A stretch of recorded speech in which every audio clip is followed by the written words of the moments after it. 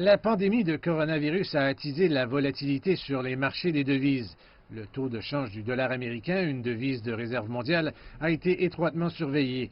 Dans la théorie économique, les politiques d'assouplissement de la Fed devraient exercer une pression à la baisse sur le dollar. Cependant, le billet vert a atteint son plus haut niveau en 3 ans. Premièrement, nous sommes dans une phase de pénurie de dollars américains. Pourquoi la Fed américaine a-t-elle baissé les taux et injecté autant de liquidités sur le marché? Parce que les investisseurs mondiaux et les marchés financiers manquent de liquidités. Donc ce que nous avons vu est une pénurie. En conséquence, le marché a connu une forte appréciation du dollar américain. De nombreuses devises des marchés émergents ont subi des pressions de vente, y compris le yuan chinois. Le yuan chinois subit dans un premier temps une pression de vente. Il provient principalement des fonds spéculatifs et des investisseurs étrangers qui ont besoin de vendre des obligations libellées en yuan pour de l'argent, pour la demande de liquidité. La tendance va durer un certain temps. À court terme, il y a une dépréciation du yuan chinois. Le professeur Tan suggère également que la Chine réduise modérément sa réserve de change en dollars américains. En effet, le dollar est à un niveau élevé, mais fera face à une pression de dépréciation à long terme. À long terme, la politique monétaire ultra souple des États-Unis réduira la demande de dollars et les investisseurs pourraient se tourner vers d'autres actifs comme le yuan chinois.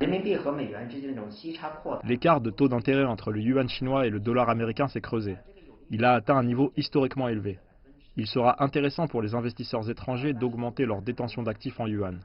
À moyen et long terme, les obligations chinoises ont été incluses dans l'indice Bloomberg Barclays et d'autres indices connexes de JP Morgan. Les obligations chinoises ont des rendements relativement élevés et la liquidité du marché s'améliore.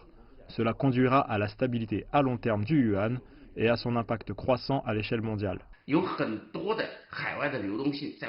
Après que les marchés financiers américains se seront progressivement calmés, vous verrez beaucoup de liquidités affluer en Chine et une pression d'appréciation sur le yuan chinois. Le fait que les investisseurs étrangers augmenteront leurs achats d'actifs en yuan améliorera encore l'internationalisation du yuan. Les analystes disent que les injections d'argent de 1000 milliards de dollars effectuées pendant la crise financière mondiale n'ont pas affaibli la domination du dollar au cours des années suivantes, mais ce n'est peut-être pas la même histoire cette fois-ci. En effet, les marchés émergents seront plus conscients des effets d'entraînement et de l'inflation importée du dollar américain et diversifieront leurs avoirs en conséquence.